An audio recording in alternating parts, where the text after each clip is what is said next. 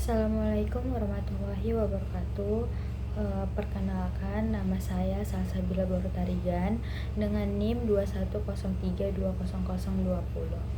Nah, pada video kali ini saya akan menjelaskan tentang pemeliharaan tanaman belum menghasilkan.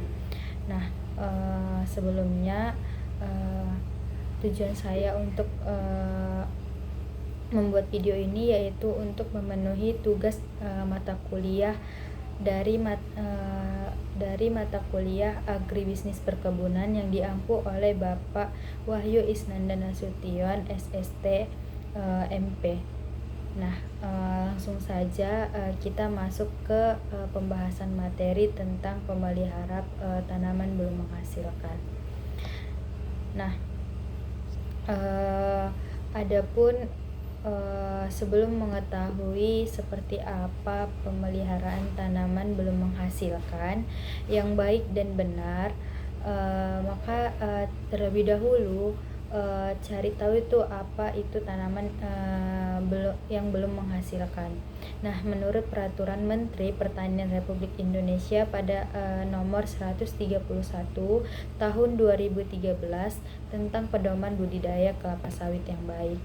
Nah, tanaman yang belum menghasilkan ataupun TBM adalah tanaman yang dipelihara sejak bulan penanaman pertama sampai dipanen pada umur 30-36 tahun.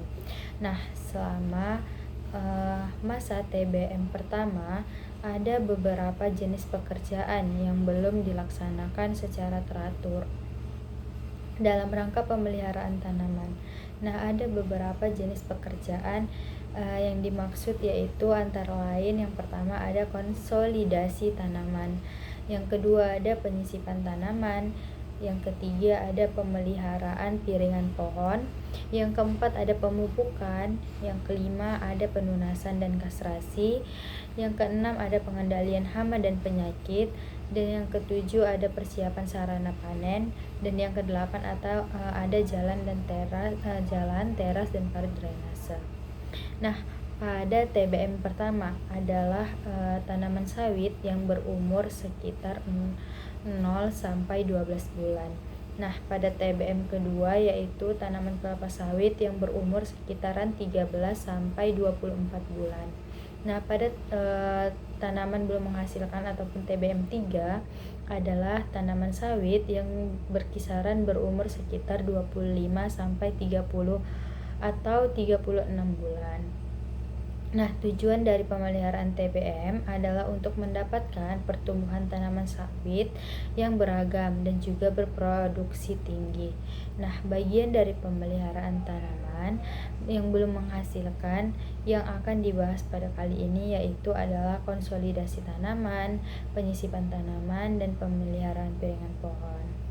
Nah, pada pemeliharaan tanaman belum menghasilkan yang berkaitan dengan pemeliharaan tanaman belum menghasilkan ataupun TBM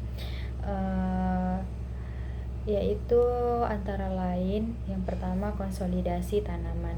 Nah, pada konsolidasi tanaman ini merupakan sebuah pekerjaan konsolidasi sebagai bagian dari pemeliharaan tanaman belum menghasilkan. Nah, yang merupakan tindakan rehabilitasi pada tanaman kelapa sawit yang belum ditanam.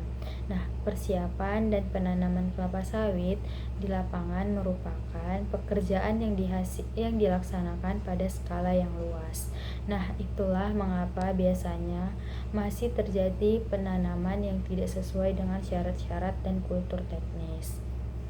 Nah, selanjutnya kesalahan yang terjadi pada saat pekerjaan penanaman yang paling umum yaitu penanaman yang dilakukan dengan terburu-buru dan kurangnya pengawasan. Terus kerusakan pada tanaman, keterlambatan pertumbuhan, dan kelainan pertumbuhan sangat mungkin terjadi. Nah, konsolidasi tanaman dalam hal ini dilakukan untuk mencegah hal tersebut. Nah, pekerjaan dari konsolidasi tanaman ini meliputi yang pertama, menginventarisasi tanaman yang mati, abnormal, tumbang, terserang hama dan penyakit. Yang kedua yaitu menegakkan kembali tanaman yang doyong dan tumbang, antara lain dengan memadatkan tanah di sekeliling tanaman yang masih gembur. Terus yang ketiga yaitu pada tanaman yang memiliki yang terlampau dalam. Nah, dilakukan penggorekan tanah di sekeliling tanaman agar tangkai dari pelepah daun itu tidak terbenam. Nah, pada penggorekan ini harus dipertimbangkan juga kemungkinan terbentuknya cekungan di sekitaran tanaman yang dapat mengakibatkan terjadinya genangan air di musim hujan. Nah, selanjutnya yang kedua itu ada penyisipan tanaman. Nah, pekerjaan lainnya yang perlu dilakukan dalam rangka pemeliharaan tanaman belum menghasilkan, yaitu penyisipan tanaman. Nah, total dari jumlah pohon yang akan disisip bisa dilakukan dengan melihat hasil dari sensus pohon.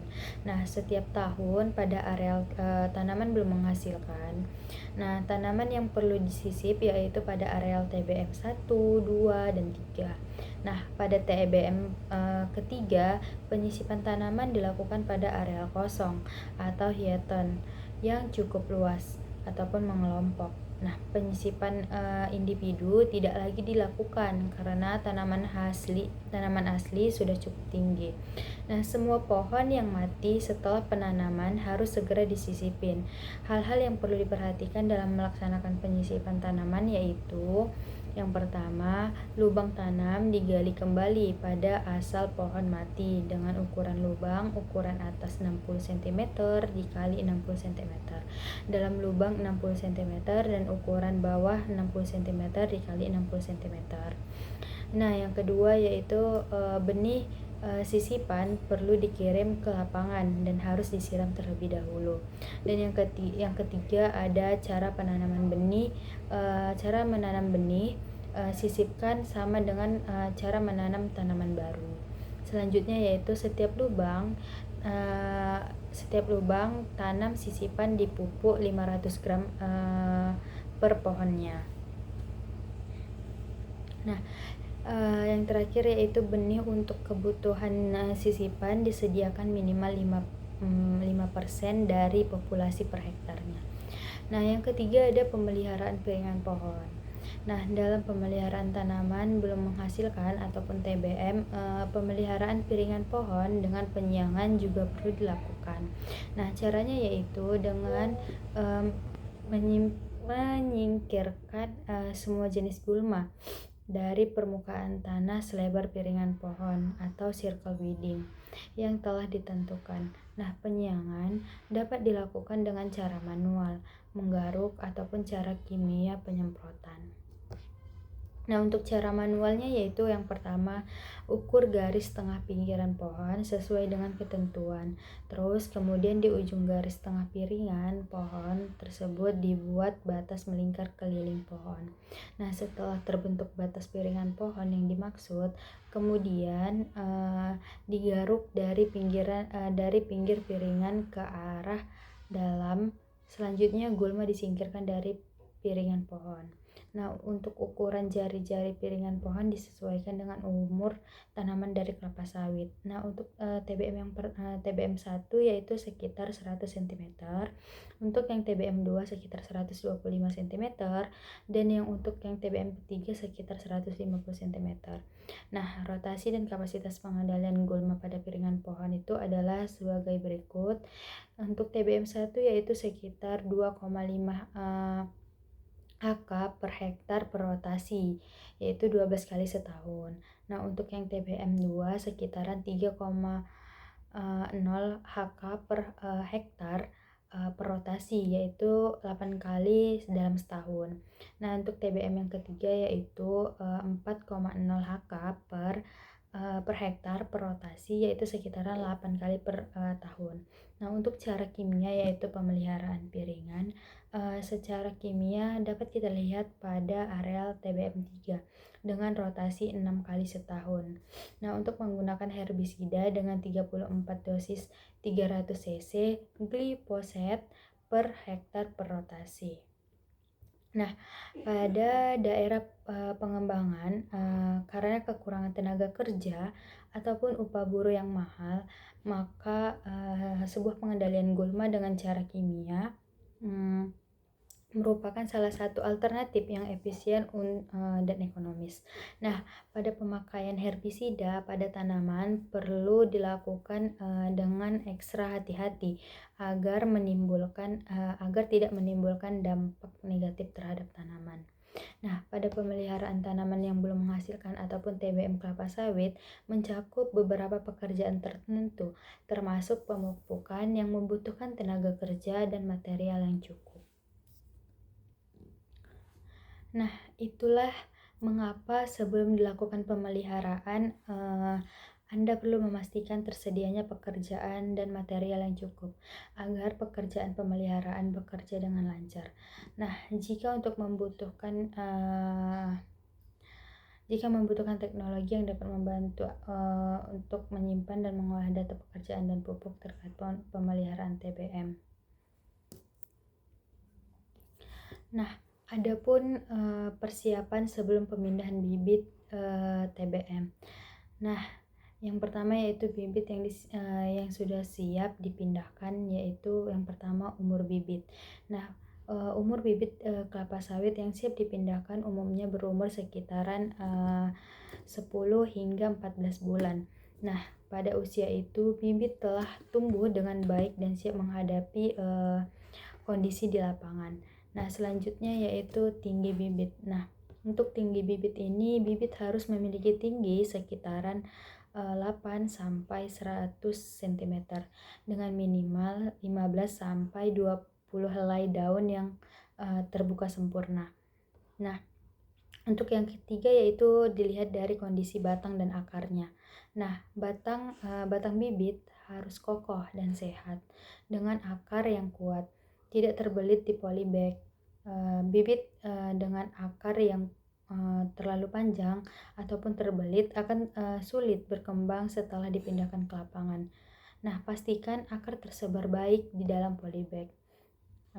Bibit kelapa sawit dengan akar yang terlalu panjang akan terbelit di polybag dapat mengalami beberapa masalah serius setelah dipindahkan ke lapangan. Nah, berikut ada beberapa akibatnya. Yang pertama yaitu pertumbuhan yang terhambat. Yang kedua ada akar yang terlilit di polybag tidak dapat berkembang dengan baik setelah ditanam di lapangan. Nah, akar yang terlipat ataupun yang melingkar tidak bisa menyebar secara optimal di dalam tanah. Nah, sehingga kemampuan dari tanaman untuk menyerap air dan nutrisi dari tanah akan terganggu. Dan ini dapat menyebabkan pertumbuhan bibit menjadi terlambat ataupun tanaman tersebut kerdil. Nah, yang ketiga yaitu penyerapan air dan nutrisi yang menurun. Nah, akar yang sehat berfungsi untuk menyerap air dan nutrisi dari tanah. Jika akar terbelit, area penyerapan menjadi lebih terbatas. Nah, sehingga tanaman tidak mendapatkan nutrisi dan air yang cukup. Nah, akibatnya tanaman ini akan mengalami kekurangan dan nutrisi yang ditunjukkan dengan daun yang menguning, terus kerdil dan bahkan bisa layu. Nah, selanjutnya ada stres dari tanaman. Nah, bibit dengan akar yang terbelit lebih mengalami rentan stres saat tanaman di lapangan. Nah, akar yang terbelit itu akan cenderung lebih lemah dan tidak mampu menyesuaikan diri dengan kondisi baru di lapangan. Nah, stres ini bisa menyebabkan tanaman gagal beradaptasi. Nah, sehingga pertumbuhan terganggu dan bibit bisa mati dalam jangka waktu yang lebih cepat dibandingkan dengan bibit dengan akar yang sehat. Selanjutnya ada kerusakan akar. Nah, pada saat polybag dibuka, akar yang terbelit seringkali rentan rusak. Nah, kerusakan dari akar saat pemindahan mengurangi kemampuan tanaman untuk bertahan hidup di lingkungan yang baru. Nah, dan serta memperlambat proses adaptasi. Akar yang rusak juga lebih rentan terhadap infeksi penyakit yang bisa memicu masalah kesehatan tanaman yang lebih lanjut. Selanjutnya yaitu ada kegagalan pertumbuhan dalam jangka panjang. Nah, akar yang tidak berkembang dengan baik pada tanaman awal akan berdampak pada pertumbuhan jangka panjang. Nah, tanaman dari kelapa sawit dengan akar yang terbelit mungkin tidak pernah mencapai potensi penuh dalam hal ukuran, produksi buah, dan umur ekonomisnya. Nah, hal ini menyebabkan tanaman kurang produktif dan berpotensi tidak mampu memberikan hasil yang sangat optimal. Selanjutnya yaitu ada kesehatan dari bibit. Nah, bibit yang siap dipindahkan harus bebas dari penyakit dan serangan hama. Nah, bibit yang terinfeksi akan mengalami kesulitan dan dalam beradaptasi di lapangan dan dapat menghambat produktivitas dalam jangka panjang. Nah, yang kedua yaitu ada persiapan lahan. Dalam persiapan lahan, lahan harus dibersihkan dari gulma, semak belukar, serta sisa-sisa tanaman yang sebelumnya yang dapat menghambat pertumbuhan dari bibit tersebut. Nah, gulma akan bersaing dengan bibit dalam untuk mendapatkan nutrisi, air, dan cahaya matahari. Nah, yang kedua yaitu ada pengolahan tanah. Nah, dalam proses pengolahan tanah dilakukan dengan cara membajak ataupun mencangkul sedalam sekitar 30 sampai 40 cm. Nah, tujuannya ini yaitu untuk memperbaiki struktur tanah dan mengingat siklus udara serta penyerapan air oleh akar tanaman. Nah, selanjutnya yang ketiga yaitu penggapuran. Nah, apabila dari pH tanah terlalu rendah, kurang dari 4,5, tanah perlu dikapur menggunakan dolomit untuk menetralkan keasaman dari tanah tersebut. Nah, tanah dengan pH ideal yaitu antara sekitar 4,5 sampai 5,5. Nah, akan mendukung pertumbuhan dari kelapa sawit secara optimal. Selanjutnya yaitu ada pembuatan lubang tanam. Nah, dari pembuatan lubang tanam ini harus memiliki ukuran sekitaran 60 sampai 60 kali 60 kali 60 cm. Nah, lubang yang disiapkan 2 minggu sebelum pemindahan. Nah, agar tanah itu memiliki sirkulasi udara yang cukup. Nah, pada penggemburan tanah di sekitaran lubang juga penting untuk mendukung perkembangan dari akar tersebut. Nah, jarak tanam. Nah, dari jarak tanam yang direkomendasikan adalah 8 meter antara tanaman dengan pola segitiga sama sisi. Jarak ini akan memastikan setiap pohon memiliki ruang yang cukup untuk tumbuh tanpa bersaing untuk mendapatkan cahaya, air, dan juga unsur hara. Nah, yang ketiga ada kebutuhan dari unsur hara tanah. Nah, sebelum pemindahan bibit, pastikan tanah mengandung unsur hara yang cukup, baik makro maupun mikro. Nah, unsur hara ini sangat penting untuk mendukung pertumbuhan awal bibit setelah ditanam di lapangan. Yang pertama yaitu ada unsur hara dari mikro. Nah, unsur hara dari mikro ini yaitu yang pertama nitrogen, penting untuk pertumbuhan daun dan batang serta proses fotosintesis.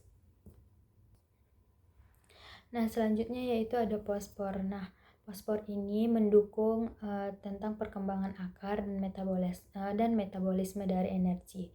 Yang ketiga ada kalium. Kalium ini untuk meningkatkan ketahanan tanaman terhadap kekeringan dan penyakit serta membantu pengaturan air dalam tanaman. Nah, selanjutnya yaitu ada magnesium. Magnesium ini berperan penting dalam pembentukan klorofil untuk fotosintesis. Selanjutnya yaitu ada kalsium, yaitu memperkuat dinding sel dan mengatur pembelahan sel. Selanjutnya ada unsur hara dari mikro. Nah, unsur hara mikro ini yang pertama ada besi. Besi ini mendukung pembentukan klorofil dalam proses respirasi tanaman. Terus yang kedua ada mangan. Mangan ini penting untuk dalam proses fotosintesis dan metabolisme dari nitrogen. Selanjutnya ada seng. Seng ini atau Zn yang membantu sintesis hormon yang mendukung pertumbuhan dari tanaman. Nah, tahapan dalam pemindahan bibit. Yang pertama yaitu pengangkutan bibit. Nah, pada proses pengangkutan bibit, sebelum pengangkutan, bibit disiram untuk menjaga kelembapan tanah di dalam polybag.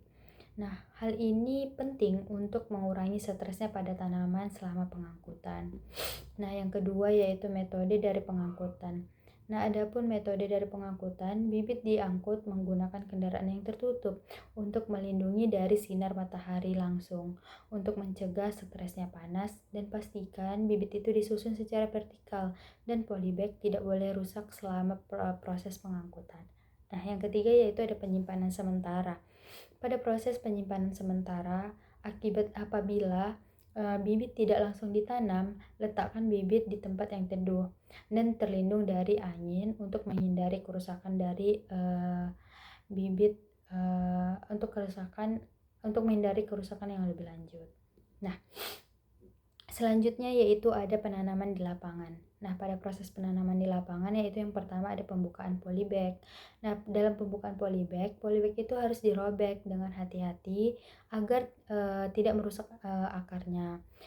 Terus pemotongan dilakukan di bagian bawah dan samping dari polybag sehingga akar dapat ditarik keluar dengan aman. Nah, yang kedua itu ada penempatan bibit. Nah, pada proses penempatan bibit harus ditempatkan di tengah lubang dengan posisi tegak dan lurus. Nah, akar harus disebar dengan baik dan tidak terlipat di dalam tanah. Nah, bagian dari leher akar harus berada di tepat permukaan tanah. Terus yang ketiga ada penimbunan tanah. Nah, pada proses penimbunan tanah ini setelah bibit ditempatkan, lubang ditutup kembali dengan tanah yang gembur hingga penuh.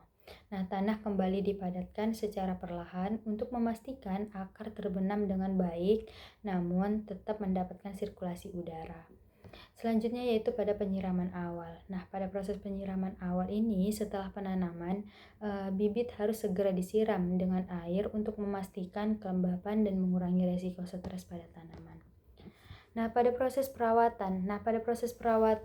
Setelah penanaman pada tahap TBM.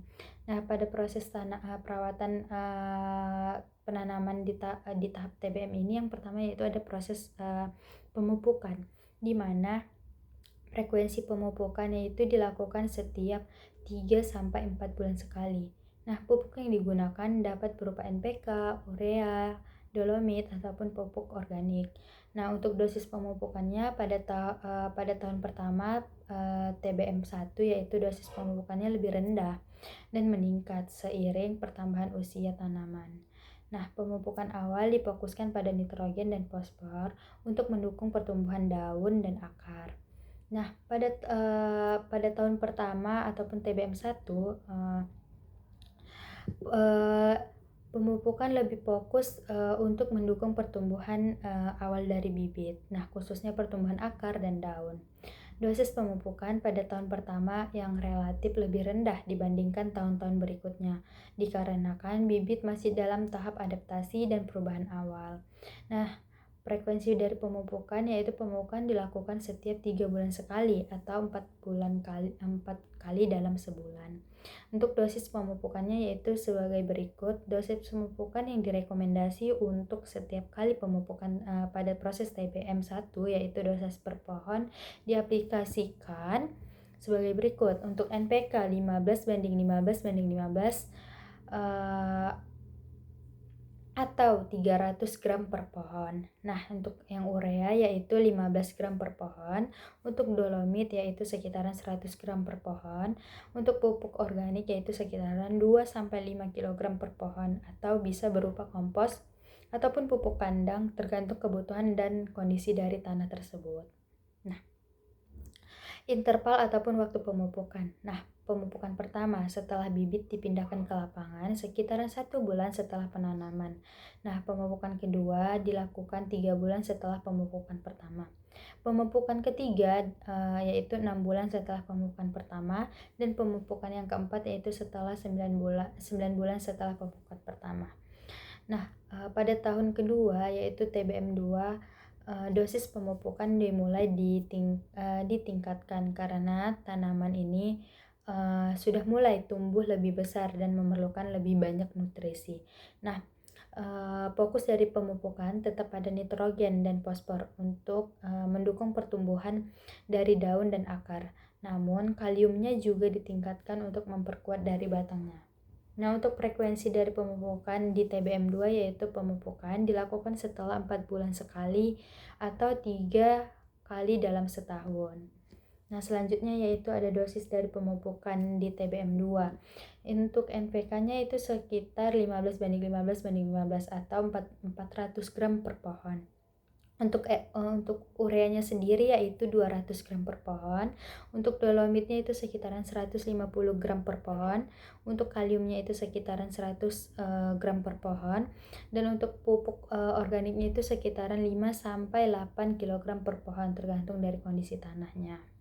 Nah, untuk interval waktu pemupukan yaitu pemupukan pertama itu sekitaran 12 bulan setelah pemindahan bibit ke lapangan. Untuk pemupukan kedua yaitu sekitaran 16 bulan setelah pemindahan bibit, dan untuk pemupukan ketiga sekitaran 20 bulan setelah pemindahan bibit. Untuk tahun ketiga ataupun TBM3. Nah, untuk dosis pemupukan di TBM3 kembali ditingkatkan karena tanaman mulai mendekati fase tanaman yang menghasilkan atau TM. Nah, fokus utama pada pemupukan pada tahun ini adalah memperkuat batang dan akar serta memastikan tanaman siap untuk mulai berbuah. Nah, pada frekuensi pemupukan ini, pemupukan dilakukan setiap 4 bulan sekali atau 3 kali dalam setahun. Nah, untuk dosis pemupukannya yaitu NPK itu sekitaran 15/15/15 atau 500 gram per pohon. Terus ada urea yaitu sekitaran 250 gram per pohon. Untuk dolomitnya sekitaran 200 gram per pohon. Untuk kalium sekitaran 150 gram per pohon. Dan untuk pupuk organiknya itu sekitaran 8-10 kg per pohon, itu tergantung dari kondisi tanahnya. Nah, untuk interval dari waktu pemupukannya itu pemupukan pertama itu sekitaran 24 bulan setelah pemindahan bibit ke lapangan. Untuk pemupukan kedua yaitu sekitaran 28 bulan setelah pemindahan pemindahan bibit, dan untuk ketiga yaitu 32 bulan setelah pemindahan bibit.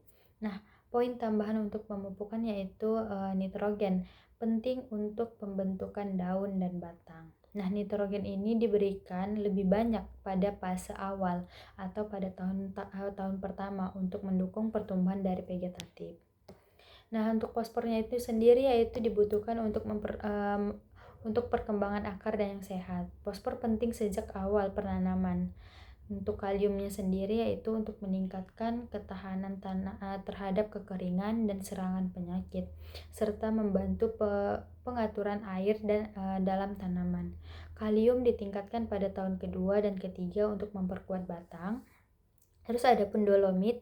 Dolomit ini yang itu berfungsi sebagai sumber magnesium untuk fotosintesis dan meningkatkan kesuburan dari tanah. Nah, adapun pupuk organiknya itu yaitu pupuk yang ditambah untuk memperbaiki struktur tanah dan meningkatkan kandungan dari bahan organik dalam tanah, serta membantu menyerap pupuk kimia dan mempertahankan kelembapan dari tanah tersebut. Selanjutnya yaitu ada pengendalian gulma. Nah, pada proses pengendalian gulma dapat menghambat pertumbuhan kelapa sawit dikarenakan bersaing untuk mendapatkan nutrisi, air, dan cahaya matahari. Nah, oleh karena itu ada pengendalian gulma yang sangat penting dan dapat dilakukan secara manual atau penyiangan ataupun menggunakan herbisida yang alami. Nah, jenis-jenis gulma yang umum pada tahap TBM. Yang pertama itu ada gulma berdaun lebar. Nah, gulma berdaun lebar ini umumnya tumbuh subur di lahan yang terbuka dan memiliki banyak cahaya. Jenis gulma ini cepat tumbuh dan memiliki kemampuan kompetitif yang tinggi dalam mengambil nutrisi dari tanah. Nah, beberapa jenis yang sering ditemukan di kebun kelapa sawit yaitu seperti berikut. Ada Ageratum conizoides atau babandotan, yaitu gulma ini dikenal sebagai gulma ini dikenal karena pertumbuhannya yang cepat dan kemampuan bersaingnya untuk mendapatkan air dan nutrisi. Nah, selanjutnya itu ada Borreria alata atau herba pahit yang memiliki daun berbentuk opal dan cepat menyebar di lahan yang terbuka. Nah, selanjutnya yaitu ada Micania micrantha, yaitu selaput tunggul, tumbuhan yang merambat yang dapat menutupi tanaman utama dan menghalangi cahaya dari sinar matahari. Nah, selanjutnya ada Biden pilosa. Nah, gulma ini memiliki batang yang kokoh dengan daun yang lebar dan sering tumbuh di antara barisan tanaman kelapa sawit. Nah, selanjutnya ada gulma berdaun sempit.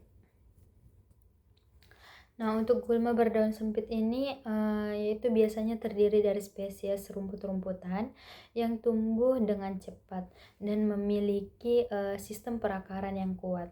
Nah, mereka sangat kompetitif dalam hal pengambilan air dan nutrisi. Nah, jenis-jenis dari gulma berdaun sempit ini yang sering ditemukan adalah yang pertama Impera cilindrica atau alang-alang. Nah, salah satu gulmanya paling berbahaya yang sering tumbuh di lahan kelapa sawit. Nah, alang-alang ini memiliki sistem perakaran yang dalam dan menyebar luas. Yang kedua ada Cynodon dactylon. Nah, itu ada rumput teki. Nah, rumput teki ini yaitu gulma yang berakar kuat, menjalar. Nah, tumbuhnya itu cepat dan sulit dihilangkan. Nah, selanjutnya yang ketiga yaitu ada Eleusine indica, itu rumput berulang. Nah, gulma ini tumbuh dengan cepat di lahan terbuka dan kering, sering mampu bertahan di berbagai kondisi lingkungan. Selanjutnya yaitu ada gulma tipe pakis. Nah, yaitu gulma yang tumbuh di lahan yang lembab dan teduh. Nah, mereka ini biasanya tumbuh di bawah naungan kelapa sawit ataupun di daerah yang cenderung basah. Jenis-jenis dari gulma pakis yang umumnya ditemukan di kelapa sawit ini antara lain yaitu yang pertama yaitu ada pakis paku. Nah, gulma ini tumbuh di area yang lembab dan dapat menyebar luas jika tidak dikendalikan. Selanjutnya ada Stenoxyena palustris, yaitu pakis yang merambat yang sering ditemukan di daerah yang tergenang air ataupun tanah yang lembab. Selanjutnya ada gulma tipe teki-tekian. Nah, gulma tipe teki-tekian ini memiliki daun yang kaku dan yang tajam serta akar yang kuat. Nah, mereka ini tumbuh di berbagai jenis tanah, terutama di lahan basah ataupun yang tergenang. Nah, jenis-jenis yang sering dijumpai yaitu adalah teki liar. Nah, salah satu gulma yang paling sulit dikendalikan karena akarnya yang sangat dalam dan mudah tumbuh kembali. Selanjutnya ada teki kuning. Nah, teki kuning ini yaitu yang memiliki perakaran yang kuat dan tumbuh di area yang memiliki drainase yang buruk. Selanjutnya ada gulma yang merambat. Nah, gulma yang merambat ini adalah gulma yang cenderung menyebar dengan cepat di atas tanaman kelapa sawit, sehingga dapat menghalangi cahaya sinar matahari yang dibutuhkan oleh tanaman tersebut. Nah, beberapa jenis gulma yang merambat ini sering ditemukan seperti selaput tunggul. Nah, tumbuhan yang merambat ini dapat menutupi tajuk dari pohon kelapa sawit dan mengurangi penetrasi dari cahaya sinar matahari. Nah, selanjutnya ada Passiflora poetida, yaitu markisah liar. Nah, gulma merambat ini memiliki daun berumbai dan sering kali menutupi tanaman utama. Nah, adapun yaitu dampak negatif dari gulma pada tahap TBM. Yang pertama yaitu bersaing untuk nutrisi dan air. Nah, gulma yang bersaing langsung dengan tanaman kelapa sawit itu mendapatkan nutrisi dari tanah dan air. Nah, jika gulma dibiarkan tumbuh tanpa dikendalikan, hal ini dapat menyebabkan kelapa sawit kekurangan nutrisi penting. Nah, sehingga pertumbuhan terganggu. Yang kedua yaitu mengurangi penetrasi cahaya matahari. Nah, gulma jenis yang merambat seperti Micania miranta dapat menutup daun tanaman kelapa sawit dan menghalangi sinar matahari. Nah, ini dapat mengganggu proses fotosintesis yang sangat penting bagi pertumbuhan tanaman.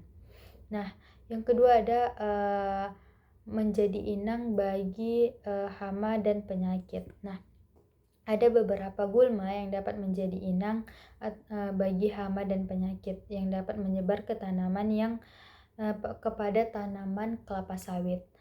Nah, misalnya itu seperti gulma berdaun lebar dapat menarik hama seperti ulat ataupun kumbang yang juga menyerang kelapa sawit. Nah, selanjutnya yaitu ada menghambat akses perawatan. Nah, gulma yang tumbuh lebat akan menyulitkan akses petani untuk melakukan perawatan seperti pemupukan, penyiraman, dan pemangkasan daun. Nah, hal ini akan mengakibatkan perawatan yang tidak optimal bagi tanaman kelapa sawit itu sendiri. Selanjutnya yaitu ada pengendalian gulma pada tahap TBM. Nah, untuk pengendalian gulma sangat penting pada tahap TBM untuk memastikan bahwa pertumbuhan dari tanaman kelapa sawit ini tidak terganggu.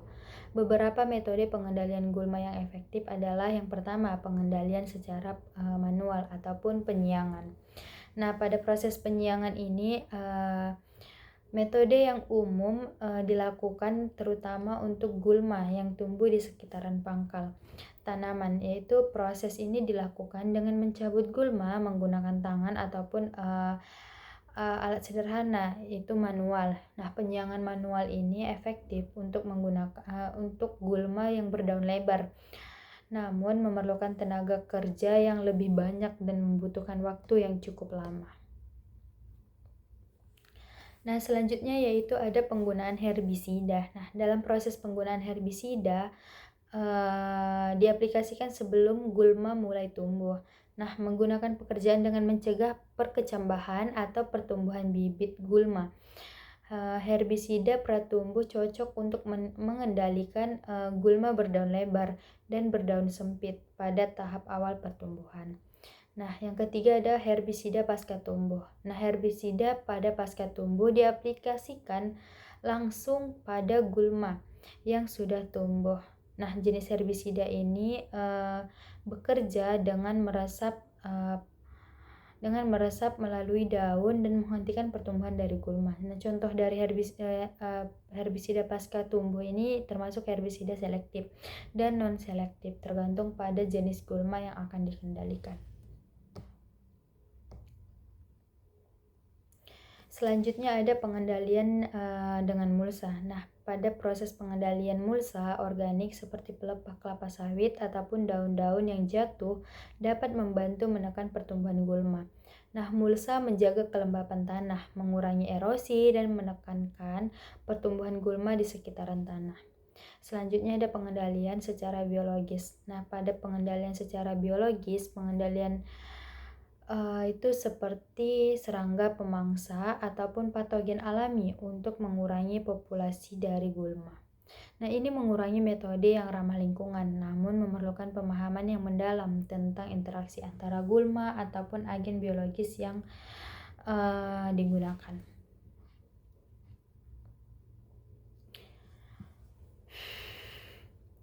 Selanjutnya ada pengairan. Nah, pada masa TBM, kelapa sawit membutuhkan pasokan air yang cukup, terutama pada musim kemarau. Nah, jika lahan memiliki keterbatasan air, irigasi tambahan ataupun penyiraman manual bisa dilakukan. Nah, tanaman muda sangat rentan terhadap kekeringan, sehingga perawatan pengairan harus diperhatikan. Yang keempat ada pemangkasan daun. Nah, daun-daun yang sering rusak, kering, ataupun terkena dari penyakit harus dipangkas secara berkala. Nah, pemangkasan ini membantu untuk meningkatkan sirkulasi udara dan penetrasi dari cahaya, yang penting untuk pertumbuhan tanaman dan mencegah kelembapan yang berlebihan yang dapat memicu dari penyakit. Nah, selanjutnya yaitu ada pengendalian hama dan penyakit. Nah, jenis-jenis hama pada tahap TBM ini yang pertama ada ulat pemakan daun.